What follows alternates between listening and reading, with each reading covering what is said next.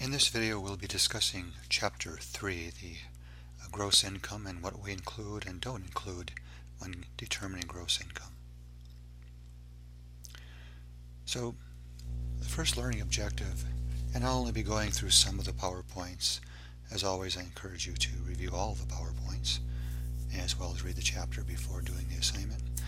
I also recommend that you review the demonstration video for how to solve, which demonstrates how to solve some of the problems that you'll come across in either Connect or at the end of the chapter.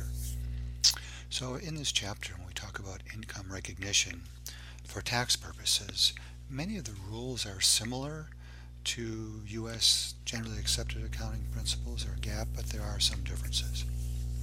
First of all, a similarity to U.S. financial accounting standards is that income must be realized and earned. Second requirement, is that in order for the income to be recognized, there must be an economic benefit of the transaction. The transaction has to be concluded, and the income from the transaction must not be tax-exempt income. So for financial reporting purposes, we would certainly include tax-exempt income, but for tax purposes, of course, since it's tax-exempt, we would not. So one of the first components then of the taxability of income is interest. So interest from financial institutions would be reported to the taxpayer on Form 1099 INT, and it is fully taxable. Interest earned on Series E and EE U.S. savings bonds is taxable, but the taxpayer has an option of either reporting the income gradually as it is earned, or fully only at maturity. So there is some flexibility with reporting the interest income on these types of U.S. savings bonds. Some types of interest is tax exempt. For example, debt issued by the state of Wisconsin, or debt issued by a city or municipality in the form of a bond. These municipal bonds, then the interest earned on them would not be subject to federal taxation in most cases. Dividends is another form of income that is fully taxable, but as we'll talk about in a minute, dividends for individuals often receive preferential tax rates. We call them capital gains rates. So for example, if someone is in the marginal tax bracket of less than 25%, they would pay zero tax on their dividend income. If, however, their ordinary marginal tax rate is 25% or greater, then they'll pay 15%. Unless they're in the highest marginal tax bracket of 39.6%, then their dividend rate for qualified dividends is 20%. Any refund received from state or local government is taxable if in the prior year you deducted the amount of state income taxes paid on your previous year's tax return. So if you received a benefit by itemizing your deductions last year, and the benefit you received was from the amount of state income tax you paid, and then later received a refund of at least part of that, then at least part of that refund will be subject to taxation this year. If you did not itemize last year, you took the standard deduction, then the taxpayer would not have to report the income tax refund from the state. Another kind of income that may be subject to taxation is Social Security income. So the taxability of Social Security benefits really depends on what we call the provisional income. Another term for provisional income is modified adjusted gross income. So provisional income then is the AGI, or the adjusted gross income, before any benefits are included, so from Social Security. And then we're going to add to AGI, we're going to add back items such as U.S. savings bonds interest that were excluded because they were used to pay for educational expenses. So most tax-exempt interest would be added back, employer-provided adoption expenses, and you can see the list. There are others as well. And then 50% of Social Security benefits that were received would be added into this AGI to determine the taxpayer's provisional income. It's this provisional income that we will use to determine how much of the Social Security benefit received might be subject to taxation.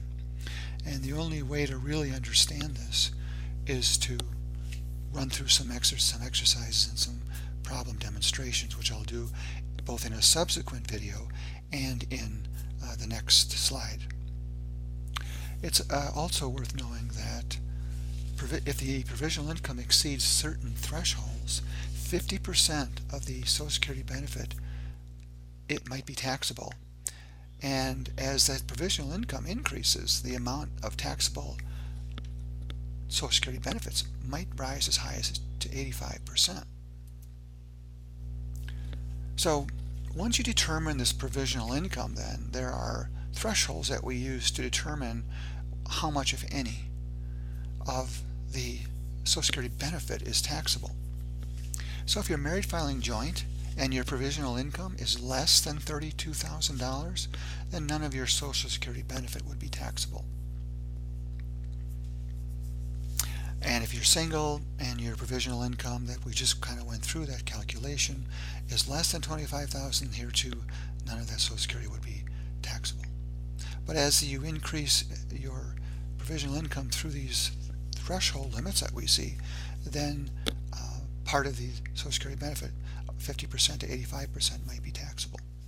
So here's an example of this, and this is kind of the first, I would say, somewhat complicated tax calculation we'll see in this course. There will be others down the road, but this is kind of the first one. Karen files a return as a qualifying widow. She receives $7,000 of Social Security benefits, $19,000 of interest income, $5,000 of non-taxable municipal bond interest. So they're giving us her provisional income of $27,500. All right, so she's a qualifying widower. She gets to file as though she were married filing joint.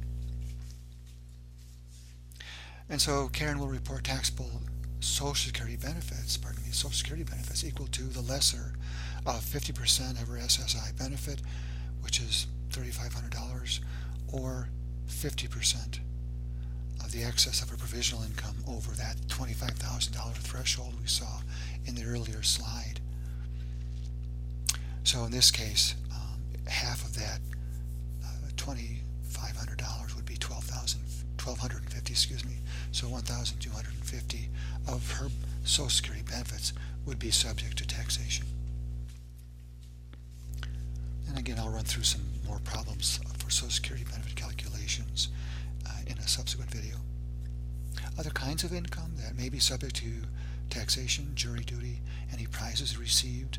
If someone is forgiven of debt that they owe, that's income to the person whose debt has been forgiven. Insurance proceeds, when you receive a check from the insurance company that exceeds the adjusted basis of the property, then that amount is subject to taxation. An adjusted basis is a term that is similar to book value in financial accounting parlance, with some slight differences. So that's what we mean by adjusted basis. It's really what you have into it, adjusted for any, for example, depreciation or additional investments. So there's a lot of fringe benefits you receive from your employer are not subject to taxation. For example, if you receive life insurance proceeds from your employer, the premiums paid on the first $50,000 on your behalf, that is to say the premiums paid by your employer, is not income to you. You don't need to report that.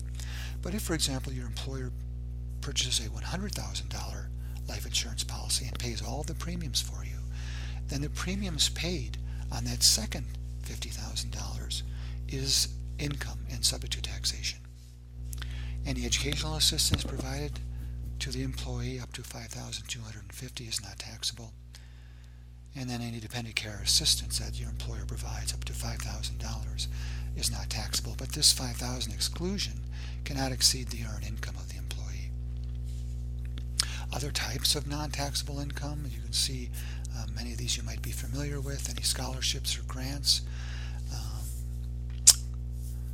Life insurance proceeds are not taxable. Any gifts and inheritance are not taxable.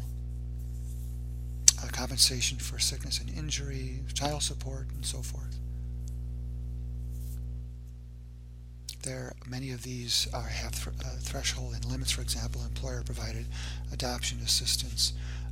There is a limit to the amount of benefit an employer can provide before which it becomes taxable, or before which you cannot take a credit for the amount paid.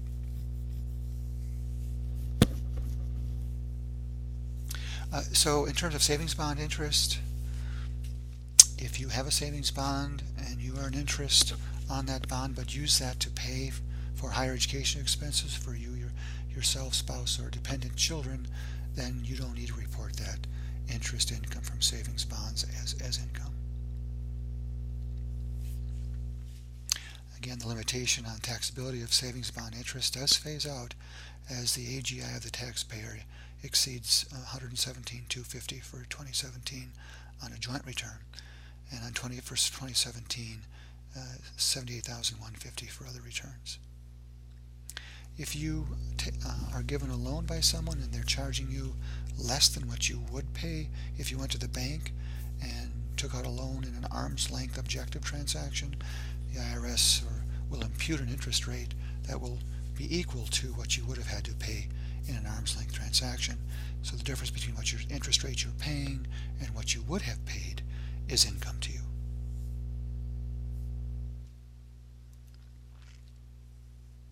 Gift loans, again, if someone gifts you loans and then gifts you the amount, you don't have to pay it back, up to $14,000 of foregone interest is not taxable, but the rest would be taxable.